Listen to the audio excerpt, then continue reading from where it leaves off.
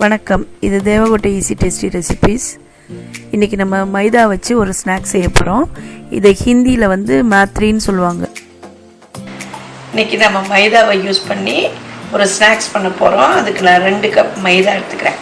இதில் 2 கப் மைதா, அதாவது 1/4 கிலோ மைதா, 2 table spoon ரவை, தேவையான அளவு உப்பு, எள்ளு, கருப்பு எள்ளு இல்லாட்டி வெள்ளை எள்ளு யூஸ் பண்ணிக்கலாம், மிளகுத்தூள் 1 டீஸ்பூன், நல்லா கலந்துட்டு ஆயில் இல்லாட்டி நெய் 2 டேபிள் ஸ்பூன், ஓமம், ஜீரகம் எது வேணாலும் உங்கள் இஷ்டப்படி சேர்த்துக்கலாம். மிளகாப்பொடி கூட சேர்த்துக்கலாம். எண்ணெயை நல்லா மாவோட சேர்த்து நல்லா கலந்துக்குங்க. ஆயிலில் நல்லா கலந்துடணும்.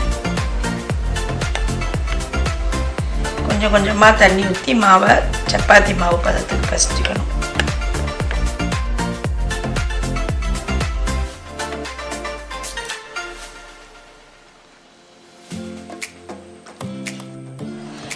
ரொம்ப தண்ணி ஊற்றிடக்கூடாது. இந்த மாதிரி கெட்டியாக இருக்கணும் மாவு. மேலே கொஞ்சம் ஆயில் போட்டு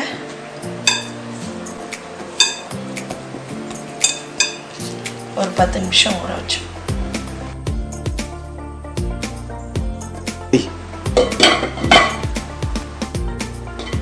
இதுக்கு ஒரு பேஸ்ட் ரெடி பண்ணணும். அதுக்கு 2 டேபிள் ஸ்பூன் மைதா எடுத்துக்கிறேன்,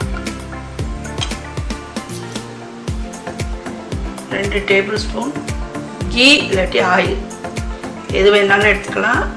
நான் கீ எடுத்துக்கிறேன். நல்லா மிக்ஸ் பண்ணி ஆயிலோ அல்லது கீயோ யூஸ் பண்ணிக்கலாம். நம்ம பிசைஞ்சு வச்ச மாவை கிச்சன் டாப்பில் எடுத்து வச்சுக்கலாம், இல்லை இந்த மாதிரி ஷீட்டில் எடுத்து வச்சு நல்லா பிசைஞ்சுக்கணும். ஒரு தடவை அதை நான் ஈக்குவல் போர்ஷனாக கட் பண்ணிக்க போகிறேன்.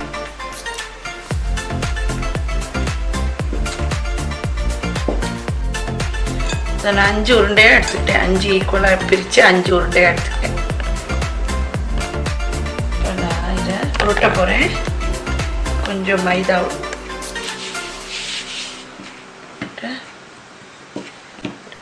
நல்லா மெல்லிசாக உருட்டிக்கணும். நல்லா தின்னாக இருக்கணும், அப்போ தான் கிறிஸ்பாக இருக்கும்.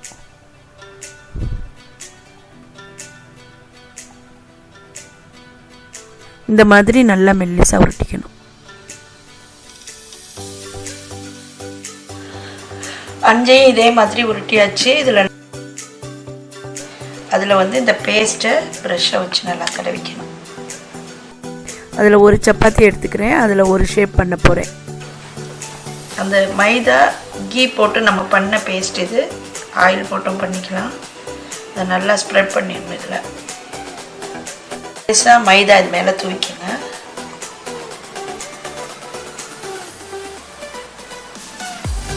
இப்படி ஃபோல்ட் பண்ணிக்கணும். இது மேலே கொஞ்சம் பேஸ்ட் தடவிக்கணும். லேசாக மைதா தூக்கிங்க. இந்த சைடை இப்படி ஃபோல்ட் பண்ணிக்கணும் 2 பக்கமும்.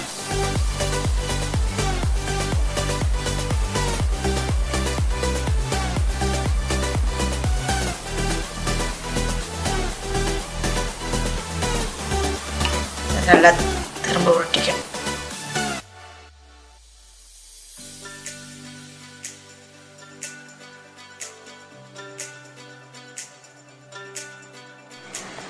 அந்த பேஸ்ட்டை அப்ளை பண்ணணும்.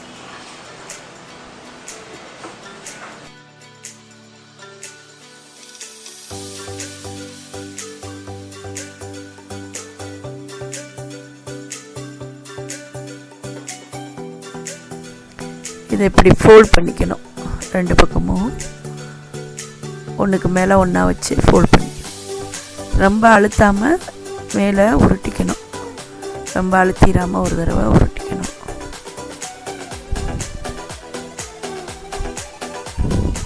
உருட்டிட்டு தான் ஸ்ட்ரைப்ஸாக கட் பண்ணிக்கணும்.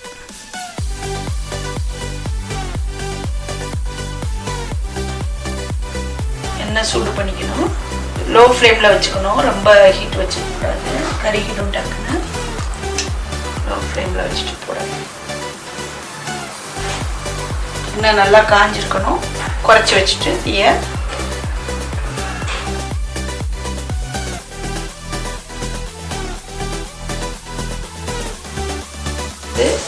அதுவே மெந்தோன மேலே வரும். நல்லா பொரிஞ்சு இந்த தண்ணி சத்தம் அடங்கின பிறகு எடுத்துட வேண்டியதுதான்.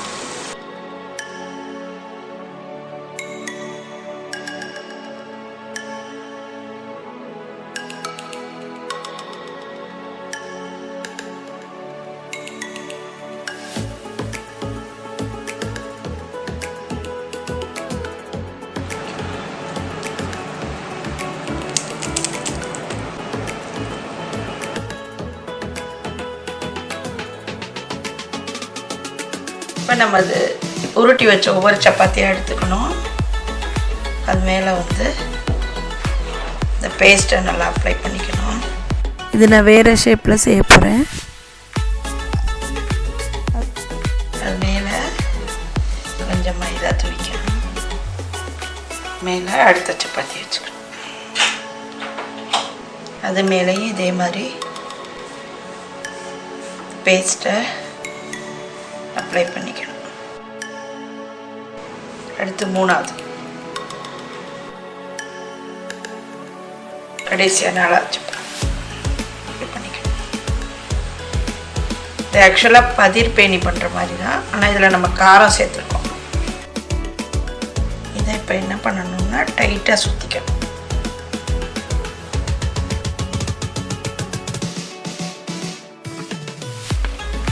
லாஸ்ட்டில் மட்டும் கொஞ்சம் லேசாக தண்ணியை தடவிட்டு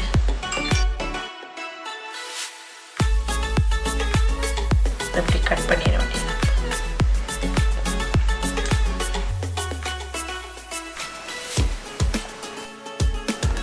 இதில் ஒரு பீஸ் அப்படி எடுத்துட்டு இதை அப்படி பண்ணிட்டு ரொம்ப அமுக்காமல் லேசாக தேய்ச்சிக்கணும்.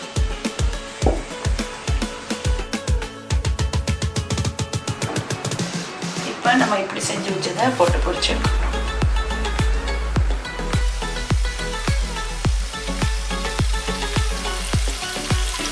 கொஞ்சம் வந்து மேலே வந்தோடனே கொஞ்சம் திருப்பி போட்டு நல்லா பொரிஞ்சு தண்ணி சத்தம் அடங்கினோன்னே எடுத்துடலாம்.